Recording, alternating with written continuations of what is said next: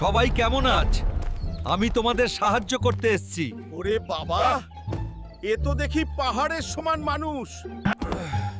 একটু বসে আরাম করে নাস্তা করি।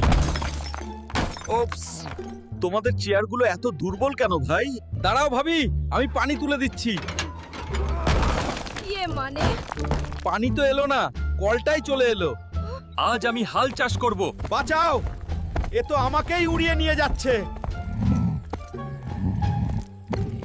চুপ কর সবাই, মাছ ধরবো। হাল্ক ভাই, পুকুর তো শুকিয়ে ফেললে। আমি একটা শট দিই। হাল্ক ভাই, ওটা ফুটবল ছিল, বোমা না। যাক, অনেক কাজ করেছি, এবার ঘুমাই। হাল্ক ভাই, তুমি কাজ করলে আমাদের গ্রাম আর থাকবে না। তুমি শুধু বসে বসে খাও।